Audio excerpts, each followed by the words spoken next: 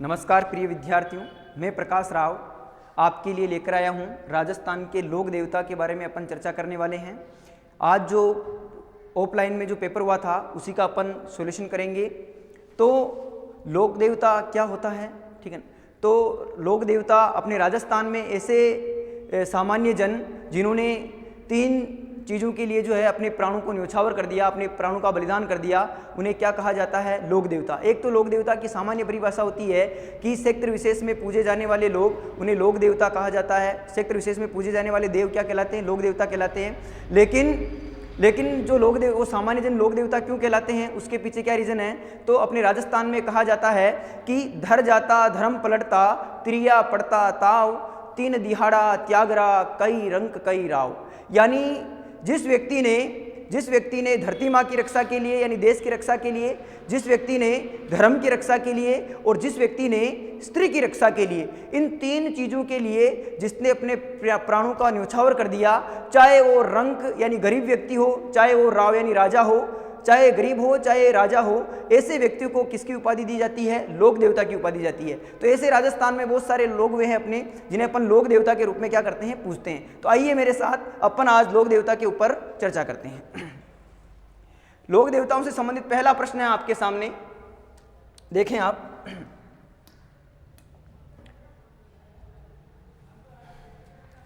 किस लोक देवता की पत्नी सती नहीं हुई? यानी प्रश्न क्या पूछा है कि राजस्थान के ऐसे कौन से लोक देवता है जिनकी पत्नी सती नहीं हुई थी? तो अपन क्या हड़बू जी की पत्नी, गोगा जी की, तेजा जी की, पाबू जी की? तो हड़बू जी ऐसे व्यक्ति थे, ऐसे लोक देवता है, राजस्थान के ऐसे लोक देवता है जिनकी पत्नी इनके साथ सती नहीं हुई थी। गोगा जी की पत्नी केलम दे, इनके साथ क्या हुई थी? सती हुई थी। पाबू जी की पत्नी फूलम दे, इनके साथ क्या हुई थी? सती हुई थी। फूलम दे को सुप्यार दे भी कहते हैं। क्या कहते हैं? सुप्यार दे। और इन्हें सोडा दे भी कहते हैं। क्या कहते हैं? सोडा दे।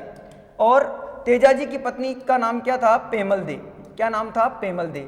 और पेमल दे इनके साथ क्या हुई थी? सती हुई थी। तो पेमल देवी तेजा जी के साथ सती हुई थी, फूलम देवी जो है इनके साथ सती हुई थी, केलम देवी इनके साथ सती हुई थी, लेकिन हड़बू जी की जो पत्नी है वो इनके साथ सती नहीं हुई थी। ठीक है।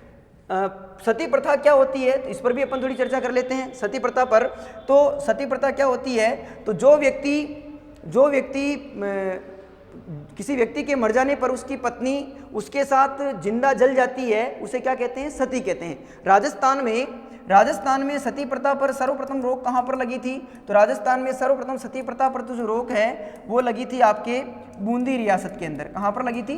बूंदी रियासत के अंदर। जबकि राजस्थान में अंतिम सती हुई थी देवराला ग्राम में। कहाँ पर हुई थी? देवराला ग्राम में। और ये देवराला ग्राम कहाँ पर पड़ता है? सीकर के अंदर। कहाँ पर पड़ता है? सीकर के अंदर। और यहाँ पर माल सिंह शेखावत की पत्नी थी, माल सिंह शेखावत। इस माल सिंह शेखावत की पत्नी थी जिसका नाम था रूप कंवर। और ये रूप कंवर सती कांड के नाम से बड़ा फेमस हुआ था राजस्थान में। ठीक है। माल सिंह की मृत्यु पर रूप कंवर क्या हुई थी? सती हुई थी। इसीलिए राज्य सरकार ने 1987 में 1987 में सती प्रथा प्रतिषेध अधिनियम बनाकर इस प्रथा पर क्या लगा दी थी? पूर्ण रूप से रोक लगा दी थी। ठीक है। नेक्स्ट क्वेश्चन है अपने,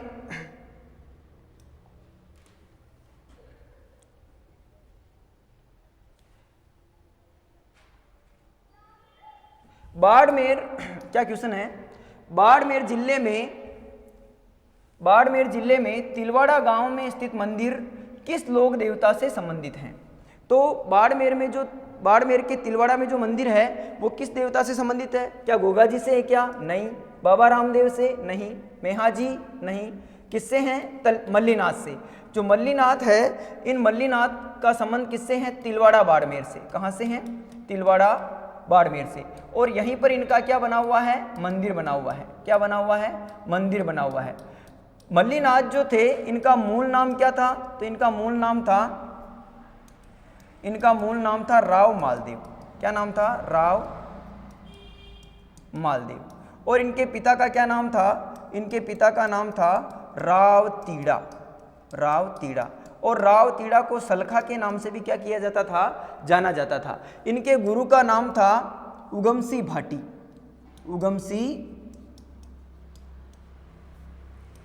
उगमसी भाटी। और इनकी पत्नी का नाम था रूपा दे। और इन्हें राजस्थान में बरसात की देवी के रूप में भी क्या किया जाता है, पूजा जाता है। बरसात की देवी, राजस्थान में बरसात की देवी किसे कहते हैं, तो बरसात की देवी कहते हैं रूपा दे को, जबकि राजस्थान में बरसात के लोक देवता किसे कहते हैं, तो मामा देव को। तो आइए अपन नेक्स्ट क्वेश्चन पे चलते हैं।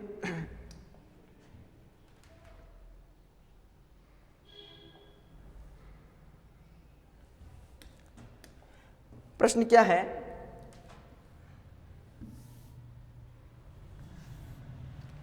प्लेग रक्षक एवं ऊंटों के देवता के रूप में प्रसिद्ध लोक देवता हैं।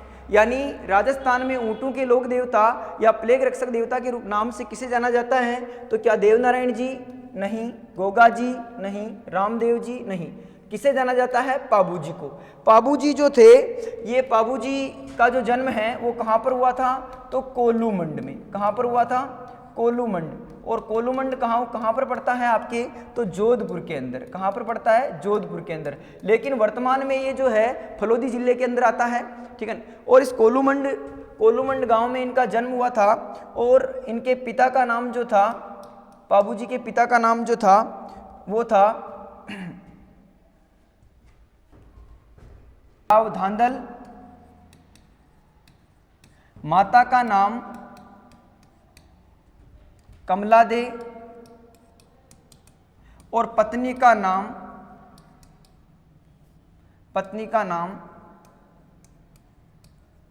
फूलम दे। और इसे सुप्यार देवी कहते हैं, इसे ही सोडा देवी कहते हैं। ये पाबूजी जो है, इन पाबूजी को इनकी प्रसिद्ध घोड़ी का नाम क्या था, केसर कालमी। केसर कालमी इनकी घोड़ी थी। और राजस्थान में ऊंट लाने का जो श्रेय है, ऊंट लाने का श्रेय है वो किसे दिया जाता है, वो दिया जाता है पाबूजी को। किसे दिया जाता है, पाबूजी को। पाबूजी को राजस्थान में ऊंटों के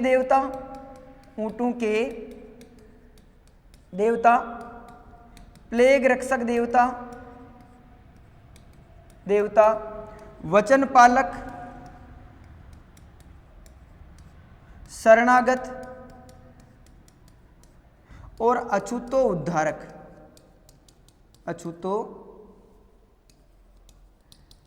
उद्धारक के नाम से भी क्या किया जाता है, जाना जाता है, ठीक है। तो ये सब किसके उपनाम हैं, पाबूजी राठौड़ के जो है उपनाम हैं।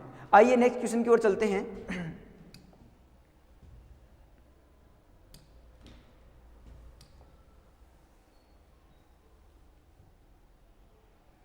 तीसरा प्रश्न है, कामड़िया पंथ के प्रवर्तक देव कौन से हैं। यानी राजस्थान के ऐसे लोक देवता जिन्होंने एक पंथ चलाया था कामड़िया पंथ, उसके कौन से जो है प्रवर्तक हैं, तेजा जी, देवनारायण जी, गोगा जी, रामदेव जी। तो रामदेव जी को जो है वो कामड़िया पंथ का क्या माना जाता है, प्रवर्तक माना जाता है। रामदेव जी ने, बाबा रामदेव ने जो है एक पंथ चलाया था कामड़िया पंथ। और इस कामड़िया पंथ जो है, इस कामड़िया पंथ में जो कौन कौन इनके अनुयायी थे इसके, तो एक तो थे दलजी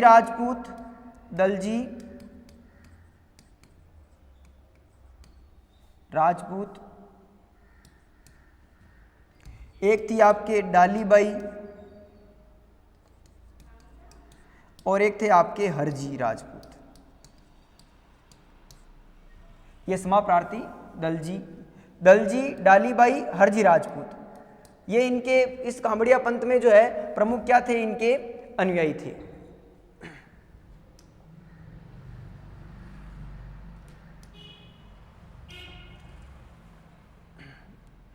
नेक्स्ट क्वेश्चन है, ऐसे लोक देवता जिनकी मूर्ति के स्थान पर सिया बैलगाड़ी की पूजा की जाती है। यानी राजस्थान के ऐसे लोक देवता जिनकी मूर्ति के स्थान पर किसकी पूजा होती है, बैलगाड़ी की पूजा होती है। तो क्या रूपनाथ जी नहीं, तेजा जी नहीं, मेहा जी नहीं, हड़बूजी साकला ऐसे लोक देवता है जिनकी मूर्ति के स्थान पर किसकी पूजा होती है? सिया बैलगाड़ी की पूजा होती है। किसकी पूजा होती है? सिया बैलगाड़ी की पूजा होती है। हड़बूजी जो साकला थे, इनका जन्म कहाँ पर हुआ था? तो इनका जन्म हुआ था बुंडेल गांव। और बुंडेल गांव कहाँ पर पड़ता है? बुंडेल गांव कहाँ पर पड़ता है? नागौर के अंदर। कहाँ पर पड़ता है? नागौर के अंदर। नागौर के अंदर। इनके पिता का नाम था मेहाजी मांगलिया। पिता का नाम क्या था? मेहाजी। और इनके माता का नाम था सौभाग्यदे। क्या नाम था? सौभाग्यदे। सौभाग्यदे इनकी माता का नाम था। और हड़बूजी जो थे वो बचपन से ही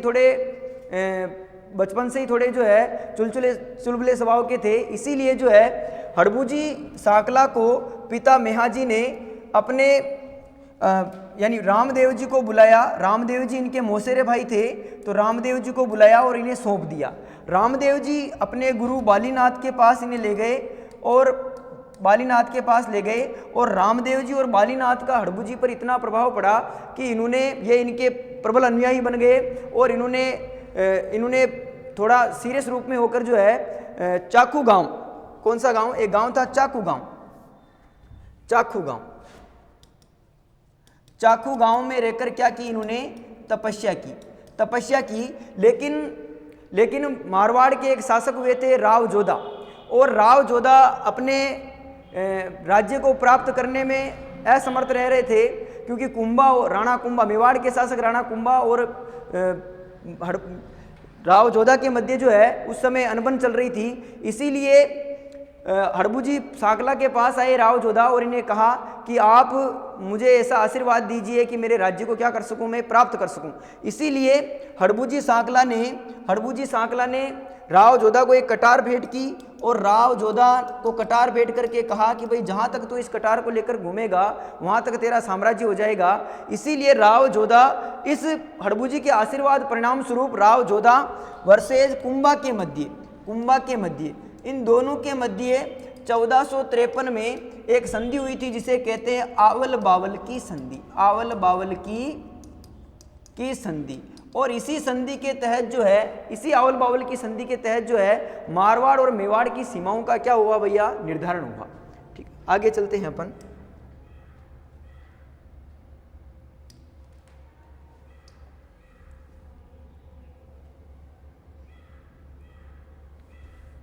नेक्स्ट क्वेश्चन है आपके, नेजा क्या है? नेजा क्या है उस पर? तो क्या रामदेव जी की पचरंगी पताका, देवताओं का चढ़ावा, तलवार के समान एक आयुध और मंदिर का गर्भगृह? नहीं तो मंदिर का गर्भगृह है, न तलवार का एक आयुध है, न देवताओं का चढ़ावा। ये रामदेव जी की 5 रंग की जो पताका होती है, 5 रंग की जो ध्वजा होती है, 5 रंग की जो ध्वजा होती है रामदेव जी की, उसे क्या कहा जाता है? नेजा कहा जाता है। उसे क्या कहा जाता है? नेजा कहा जाता है। जबकि राजस्थान में सप्त ध्वजा का स्वामी किसे कहते हैं? तो राजस्थान में ये भी आप याद रख सकते हैं नोट लगा के कि सप्त ध्वजा का स्वामी ये कहते हैं आपके श्रीनाथ जी को। किसको कहते हैं? श्रीनाथ जी को। और श्रीनाथ जी का मंदिर कहां पर है? तो श्रीनाथ द्वारा राजसमंद। आगे चलते हैं।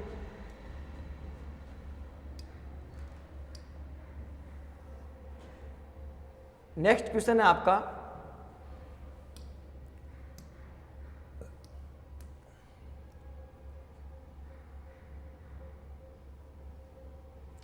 किस लोक देवता की ख्याति 4 हाथों वाले देवता के रूप में हुई है? यानी कौन से राजस्थान के किस लोक देवता को जो है 4 हाथों वाले लोक देवता के रूप में पूजा जाता है? तो देवनारायण जी को, मल्लीनाथ जी को, वीर कल्ला जी को और हड़बूजी को। तो किसको कहा जाता है? वीर कल्ला जी राठौड़ को। ये जो वीर कल्ला जी राठौड़ है, कल्ला जी राठौड़ का जन्म कहाँ पर हुआ था? तो कल्ला जी राठौड़ का जन्म हुआ था सामियाना गांव में। और ये सामियाना गांव कहाँ पर पड़ता है? मेड़ता। कहाँ पर पड़ता है? मेड़ता, नागौर के अंदर। ठीक है। और ये जो कल्ला जी राठौड़ है, मेवाड़ के राजा हुए थे जिनका नाम था उदय सिंह। क्या नाम हुआ था? उदय सिंह। इस उदय सिंह ने, महाराणा उदय सिंह ने इन्हें रुंडेला गांव पड़ता है आपके उदयपुर में, यहाँ की जागीर प्रदान की थी। कहाँ की जागीर प्रदान की थी? रुंडेला गांव उदयपुर की जागीर प्रदान की थी। जब उदय सिंह के समय 1568 में अकबर ने चित्तौड़ पर क्या किया था? आक्रमण किया था।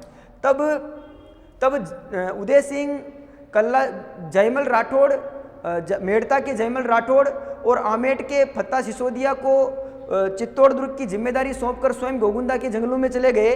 उसी समय जो है अकबर ने जब आक्रमण किया तो जयमल राठौड़ के पैर में गोली लग गई, जिससे पैर उनका क्षतिग्रस्त हो गया। तो कल्लाजी राठौड़ ने जयमल राठौड़ को अपने कंधे पर उठाया। जयमल राठौड़ को किस पर बिठाया? अपने कंधे पर बिठाया और कंधे पर बिठाकर भयंकर युद्ध लड़ा था। तो 2 हाथ तो जयमल राठौड़ के और 2 हाथ कल्लाजी राठौड़ के, इसी और बड़े तेजस्वी प्रभाव से इन्होंने युद्ध लड़ा था उस समय।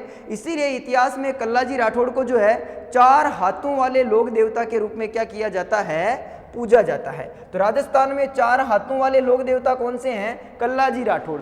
इनसे संबंधित बहुत प्रसिद्ध प्रश्न है जो इनसे पूछा जाता है बार बार कि कल्लाजी राठौड़ की छतरी कहाँ पर स्थित है?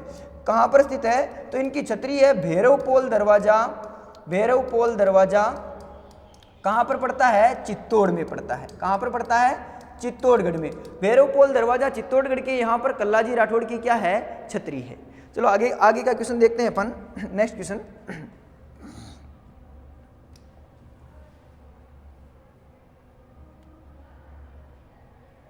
देखिए प्रिय साथियों, प्रिय विद्यार्थियों, समाधान क्लासेज के द्वारा जो है नए बैच प्रारंभ किए जा रहे हैं। किसके किए जा रहे हैं? कब किए जा रहे हैं? तो नए बैच प्रारंभ हो रहे हैं आपके 21 मार्च 2024 से। 21 मार्च 2024 से किस के बैच शुरू हो रहे हैं? तो पशु परिचर के, एक सीईटी के और एक बीएसटीसी के। जो कॉलेज में अभी अध्ययनरत है, first year, second year, third year, उनके लिए अभी बैच चल रहे हैं। तो आप इस नए बैच में आप अपना रजिस्ट्रेशन करवाकर आप एडमिशन ले सकते हैं। जबकि 12th पास के लिए, जो 12th के एग्ज़ाम दे रहे हैं अभी, उनके लिए 5 अप्रैल से जो है बैच प्रारंभ होने वाला है। कब होने वाला है? 5 अप्रैल 2024 से उनके लिए क्या होने वाला है? बैच प्रारंभ होने वाला है। लेकिन ये जो बैच अभी 21 मार्च को शुरू हो रहे हैं, इसमें क्या विशेष बात है? इसमें एक विशेष बात है कि नए जिलों के गठन अनुसार पढ़िए राजस्थान का भूगोल। यानी राजस्थान का भूगोल आप समाधान क्लासेज पर नए 50 जिले और 10 संभागों के अनुसार जो है आपको इस 21 तारीख वाले बैच में आपको पढ़ाया जाएगा। ठीक है ना? तो आप तुरंत प्रभाव से बिना देरी किए है वो समाधान क्लासेज ज्वाइन कर सकते हैं। ठीक, आगे चलते हैं अपन नेक्स्ट क्वेश्चन पर चर्चा करेंगे।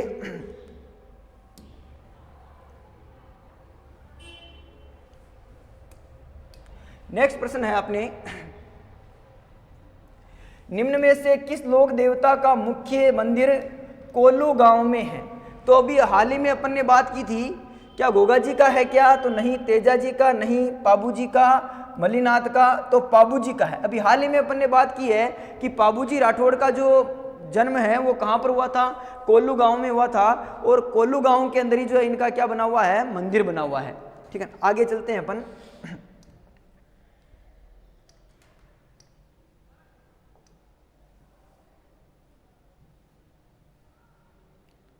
नौवां प्रश्न है,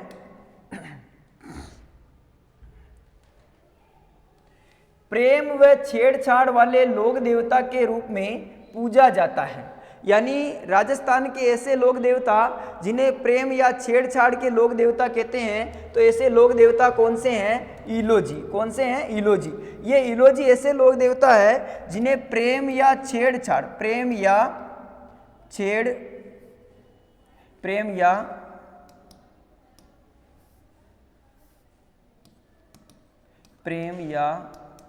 छेड़छाड़ वाला लोक देवता के रूप में क्या करते हैं? पूजा जाता है। ठीक है, इनका जो मंदिर है वो कहाँ पर है? तो इलोजी का जो मंदिर है ये जालोर में है। कहाँ पर पड़ता है? जालोर में।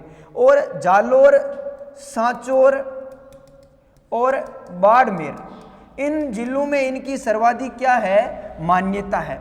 इनकी सर्वाधिक जो मान्यता है, इलोजी की सर्वाधिक जो मान्यता है वो किसमें होती है, तो नव युवक युवतियों में, नव युवक युवतियों में।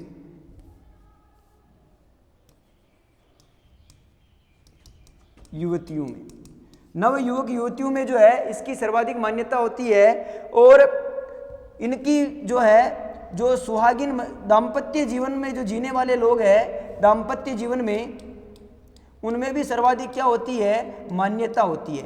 दाम्पत्य जीवन वाले जो लोग हैं वो अपने अच्छे रिश्ते के लिए, अच्छे पति पत्नी के मध्य अच्छा संबंध बना रहे हैं, इसलिए इनकी पूजा करते हैं। और नव युवक युवती जो है अपने विवाह को लेकर कि भाई अब हमारा विवाह हो जाए, हमारा प्रेम बना रहे, हमारा विवाह हो जाए, इसलिए इनकी क्या करते हैं, पूजा करते हैं। ठीक है, तो इन दोनों के, और जब इनकी मिन्नत पूरी हो जाती है तो ये क्या करते हैं, इस सेक्टर में जो है इनकी सवारी निकालती हैं। तो इलोजी की सवारी कहाँ पर निकाली जाती है, तो जालोर सेक्टर में निकाली जाती है।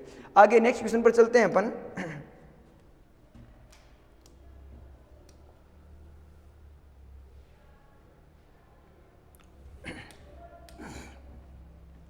नेक्स्ट प्रश्न है आपका, राजस्थान के कौन से लोक देवता को धोलियावीर के नाम से जाना जाता है?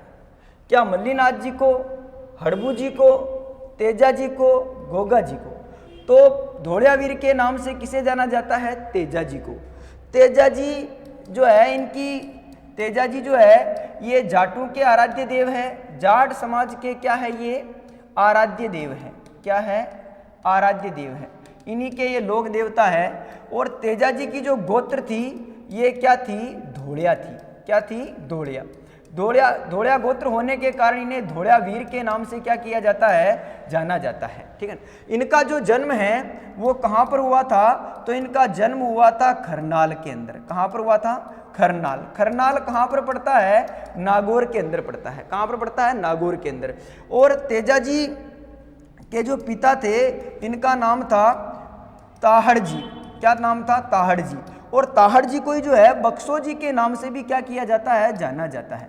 बक्सो जी भी कहते हैं इन्हें। और इनकी माता का नाम था राम कंवरी। क्या नाम था? राम कंवरी। तो इनकी माता का नाम था राम कंवरी और इनकी पत्नी का नाम था पेमल दे। पेमल दे।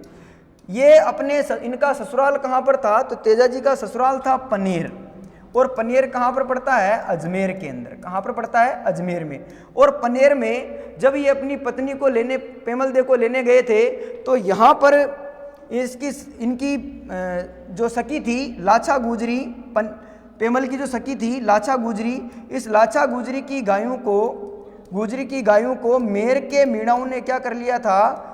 अगवा कर लिया था। मेर के मीणाओं ने क्या कर लिया था? अगवा कर लिया था।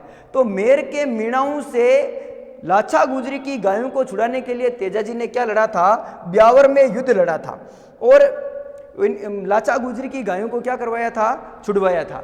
तो ये कौन है? अपने तेजा जी। तेजा जी को कृषि उपकारक देवता, कृषि उपकारक देवता और काला बाला के लोक देवता के रूप में भी क्या किया जाता है? पूजा जाता है। मारवाड़ सेक्टर में जब भी बरसात ऋतु होती है तो तेजा जी के गीत गाए जाते हैं। तेजा जी के गीतों को टेर कहते हैं। क्या कहते हैं? टेर। तेजा जी का जो पुजारी होता है उसे गोड़ला कहते हैं। भोपा को क्या कहते हैं? गोड़ला। इन्होंने गोमूत्र और राख का महत्व क्या किया था? सिद्ध किया था। इनका मंदिर जो है खेजड़ी वृक्ष के नीचे जो होता है, और इनके मंदिर को थान कहते हैं। क्या कहते हैं? थान कहते हैं। और इनका जो प्रसिद्ध जो मेला है वो कहाँ पर लगता है? तो इनका प्रसिद्ध मेला लगता है तेजा पशु मेले के नाम से परबतसर नागौर के अंदर। इन्हें सर्प ने दंश किया था। राजस्थान के ऐसे लोक देवता जिनकी जीभ पर जो है सर्प ने क्या किया था? सर्प दंश किया था। कहाँ पर सर्प दंश किया था? तो सेंद्र या अजमेर के अंदर। जबकि इन्हें निर्वाण प्राप्त हुआ था कब? भाद्र शुक्ल दशमी के दिन विक्रम संवत 1160 में इन्हें निर्वाण प्राप्त हुआ था। और कहाँ पर हुआ था? सुरसरा ब्यावर अजमेर के अंदर। तो सुरसरा ब्यावर अजमेर में तेजा जी का प्रधान मंदिर बना हुआ है और जन्म इनका यहाँ पर हुआ था। और बासी दुगारी जो बूंदी है वो तेजा जी की क्या रही है? कर्मस्थली रही है। तो आगे चलते हैं अपन।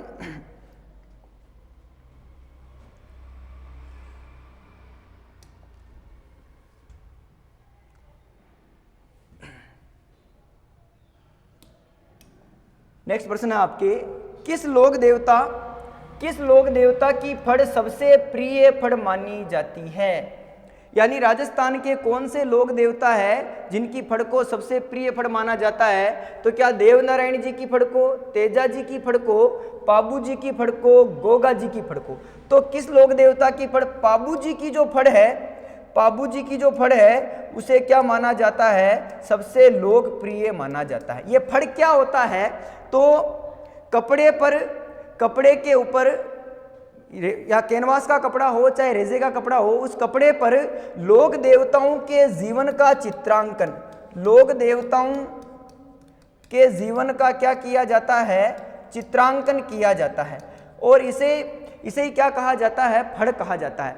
फड़ शाहपुरा की प्रसिद्ध है। शाहपुरा जिले की क्या प्रसिद्ध है? फड़। शाहपुरा की फड़ प्रसिद्ध है। और ये शाहपुरा का जोशी परिवार जो है इसके लिए क्या है? प्रसिद्ध है। इस फड़ चित्रकारी को प्रारंभ करने का जो श्रेय है वो किसे जाता है? तो प्रारंभ करने का जो श्रेय है वो जाता है, प्रारंभ करने का श्रेय जाता है पांचाजी जोशी को। जबकि इसे अंतरराष्ट्रीय स्तर पर ख्याति दिलाने का श्रेय किसे है? तो अंतरराष्ट्रीय स्तर पर ख्याति दिलाने का जो है श्रेय है वो श्रीलाल जोशी को है। किसको है? श्रीलाल जोशी को है। श्रीलाल जोशी को है। और श्रीलाल जोशी को इस फड़ चित्रकारी हेतु 2006 में पद्मश्री पुरस्कार से भी क्या किया जा चुका है? सम्मानित किया जा चुका है। किसे सम्मानित किया जा चुका है? श्रीलाल जोशी को। जबकि पहली महिला फड़ चितेरी की बात करें अपन, तो पहली महिला फड़ चितेरी जो है वो कौन हुई है? फड़ चितेरी वो हुई है आपके पार्वती जोशी। कौन हुई है? पार्वती जोशी। तो पाबूजी की फड़ सबसे प्रिय फड़ मानी जाती है जबकि सबसे बड़ी, सबसे चौड़ी, सबसे छोटी किसकी फड़ है? आपकी देवनारायण की फड़ है। किसकी फड़ है? देवनारायण की फड़ है। जबकि पाबूजी की जो फड़ है वो किस वाद्य यंत्र के साथ गाई जाती है? तो इनकी जो फड़ है वो रावण हत्ता, किस वाद्य यंत्र के साथ? रावण हत्ता वाद्य यंत्र के साथ पाबूजी की फड़ गाई जाती है। जबकि गोगा जी की जो फड़ है वो डेरू वाद्य यंत्र के साथ, डेरू वाद्य यंत्र, किसकी फड़? गोगा जी की फड़ डेरू वाद्य यंत्र के साथ। और देवनारायण की फड़ जो है वो जंतर वाद्य यंत्र के साथ क्या की जाती है? गाई जाती है। ठीक है। और भस्मासुर की फड़ का वाचन नहीं किया जाता है। रामदेव जी की फड़ का जो है किसने बनाई थी? तो छोतमल जोशी ने जो है रामदेव जी की फड़ जो है बनाई थी। आगे चलते हैं अपन।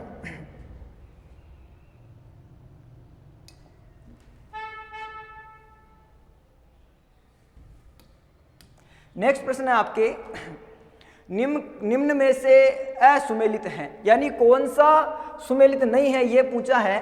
तो एक तरफ तो है लोक देवताओं की फड़ और एक तरफ है वाद्य यंत्र। तो अभी अपन ने हाल ही में चर्चा की थी कि रामदेव जी की फड़ रावण हत्ता वाद्य यंत्र के साथ बिल्कुल सही है, गोगा जी की फड़ डेरू वाद्य यंत्र के साथ बिल्कुल सही है, देवनारायण की फड़ जंतर वाद्य के साथ बिल्कुल सही है, और पाबू जी की फड़ कामायचा वाद्य यंत्र के साथ नहीं गाई जाती है।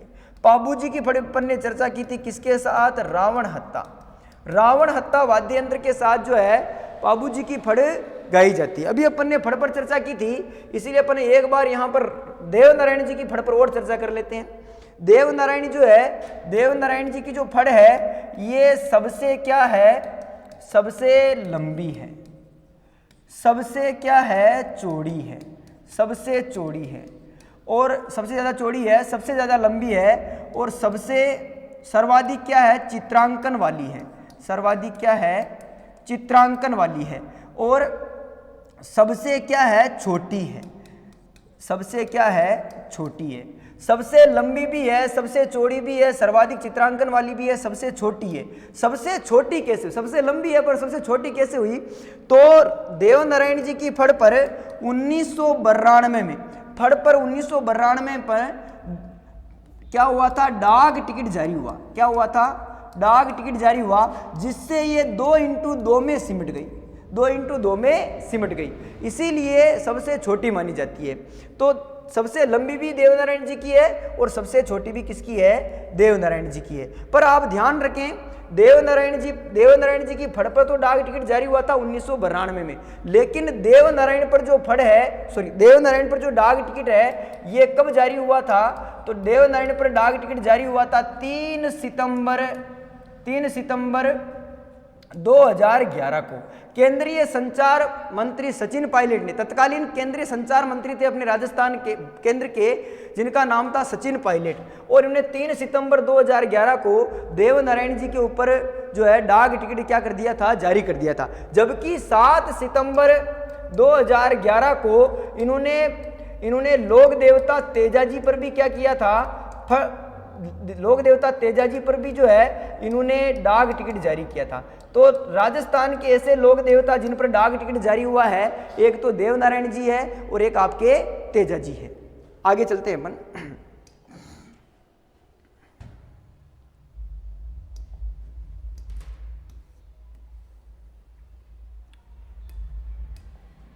प्रश्न क्या है? बाबूजी के पवाड़े किस वाद्य यंत्र के साथ गाए जाते हैं? यानी बाबूजी के पवाड़े किस वाद्य यंत्र के साथ गाए जाते हैं?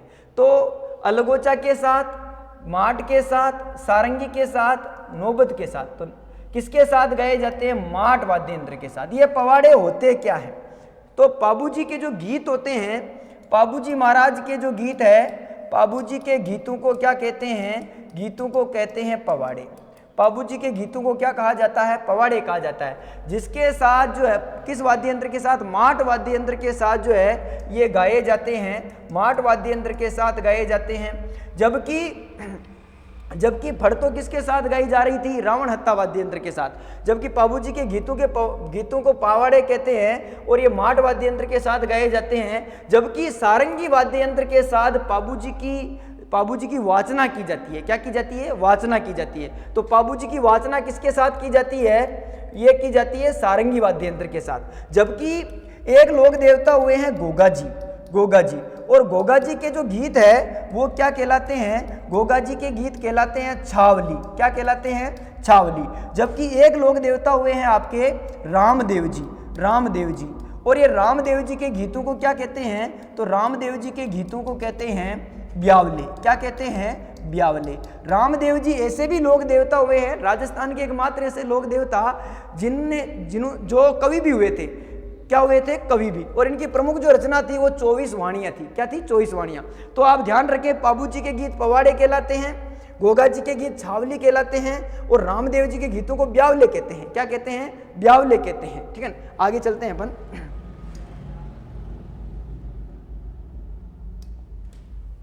नेक्स्ट प्रश्न है आपकी, नेक्स्ट प्रश्न है, तेजाजी से संबंधित निम्नलिखित में से कौन सा कथन सुमेलित नहीं है? आप इस चीज को ध्यान से पढ़ें, नहीं है और है को। तो नहीं, सुमेलित नहीं है पूछा है, तो पहला है खड़नाल जन्मस्थल, बिल्कुल सही है। खरनाल में इनका क्या हुआ था? जन्म हुआ था। पनेर, ननिहाल, सुरसुरा समाधि स्थल, बिल्कुल सही है। पर्वतसर मेला भरता, बिल्कुल राजस्थान का सबसे बड़ा मेला भरता है पशु मेला। कहाँ पर भरता है? पर्वतसर नागौर के अंदर। लेकिन पनेर में इनका ननियाल नहीं था, इन पनेर में क्या था? इनका ससुराल था। क्या था? इनका ससुराल था। तो पनेर के रायचंद पटेल की जो पुत्री थी पेमल दे, वो इनकी पत्नी थी। और इसी पनेर की लाछा गुजरी जो पेमल दे की सखी थी, उसी की गायों की रक्षार्थ जो है वो तेजाजी जो है मेर के मीणाओं से लड़ते हैं और उनकी गायों को छुड़वाते हैं। और सुरसरा में इन्हें सेंद्रिया गांव में इन्हें जो है सर्वदंश करता है, और सुरसरा गांव में इनको निर्वाण प्राप्त होता है। और इनकी पत्नी पेमल दे इनके साथ क्या होती है? सती होती है। तो नेक्स्ट क्वेश्चन पे चलते हैं अपन। पहले अपन चर्चा कर चुके हैं इस पर, क्वेश्चन पर आगे चलते हैं। 15वां क्वेश्चन देखो,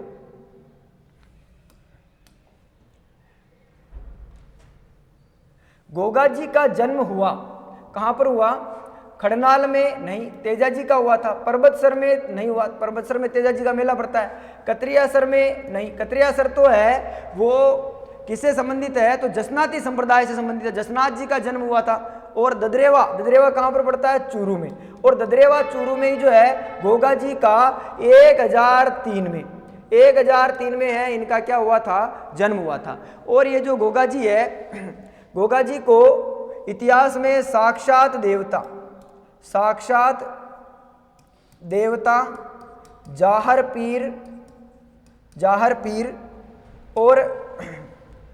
पीर के नाम से क्या किया जाता है, जाना जाता है। किसने कहा था, तो मोहम्मद गजनवी ने। किसने कहा था इन्हें, मोहम्मद गजनवी ने। मोहम्मद गजनवी ने ये उपाधि दी थी। गोगा जी के जो पिता थे, इनका नाम क्या था, इनके पिता का नाम था जेवर सिंह। क्या नाम था, जेवर सिंह। और इनकी माता का नाम क्या था, माता का नाम था बाछल दे। क्या नाम था, बाछल दे। और इन्होंने जो मोहम्मद गजनवी था, ये 1025 में गुजरात के सोमनाथ मंदिर को लूटकर जा रहा था। तो इसी से जो है मोहम्मद गजनवी को सोमनाथ मंदिर लूटकर जाते हुए इन्होंने रोका, क्योंकि मोहम्मद गजनवी ने गोगा जी के जो मौसेरे भाई थे, जिनका नाम था मौसेरे भाई अर्जुन और सरजुन, इन दोनों ने मोहम्मद गजनवी से मिलकर गोगा जी की गायों को ऑलरेडी सांचौर से क्या कर लिया था, अगवा कर लिया था।